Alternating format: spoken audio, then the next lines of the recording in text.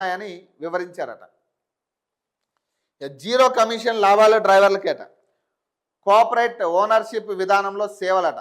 భారత్ ట్యాక్సీని లాంచ్ చేసిన కేంద్ర మంత్రి అమిత్ షా అట. ఊబర్ ఓలా రేపడాకు పోటీగా మార్కెట్లోకట.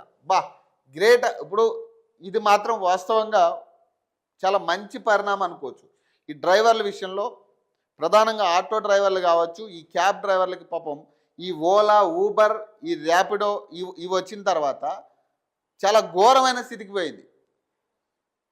కనీసం పెట్రోల్ ఖర్చులకి మందం సంపాదించుకుంటే చాలనే కాడికి అయిపోయింది ఇక. కానీ ఇట్లాంటి యాప్ ఎప్పటి నుంచో వాళ్ళు డిమాండ్ చేస్తూ ఉన్నారు. ఆటో వాళ్ళు కావచ్చు, క్యాబ్ డ్రైవర్స్ కావచ్చు, వాళ్ళు డిమాండ్ చేస్తూ ఉన్నారు. మనకంటూ ఒక గవర్నమెంట్ యాప్ క్రియేట్ చేయండి అని చెప్పి ఎప్పటి నుంచో జరుగుతుంది. ఇది ఢిల్లీలో అనుకుంటా ఆల్రెడీ రన్నింగ్లో ఉంది.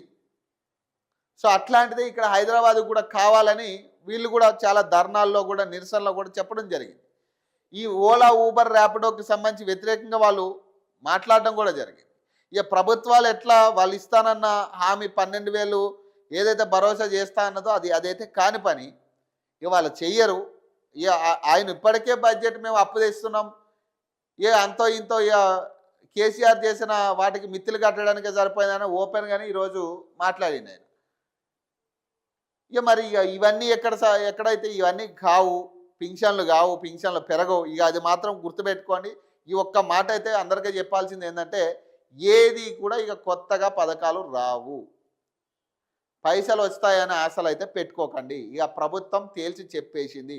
డైరెక్ట్ ముఖ్యమంత్రి చెప్తా ఉన్నాడు, పైసలు లేవు. ఈ అప్పో సొప్పో చేసి వెళ్ళి కాళ్ళ వేళబడి తెచ్చుకుంటున్నాం పైసలు అని ఈరోజు కూడా మాట్లాడిండు ఆయన. ఈరోజు వార్తల్లో కూడా అదే నిన్న కరీంనగర్ దీంట్లో చొప్పదండి దగ్గర జరిగిన సభలో అదే మాట్లాడుతున్నాడు ఆయన. కాబట్టి ఇక కొత్త ఆశలు అయితే పెట్టుకోవద్దు. రైతులకి రైతు భరోసా అనేది అది కళ. రుణమాఫీ కూడా కళే. మళ్ళీ మనం ఆల్రెడీ కేసీఆర్తో మోసపోయినాం, మళ్ళీ ఇప్పుడు కూడా మళ్ళీ మోసపోవాల్సిన పరిస్థితి. కాకపోతే కేసీఆర్లో ఉన్నది ఒక ప్లస్ ఏంటంటే రైతు బంధు బాగా ఇచ్చింది ఆయన.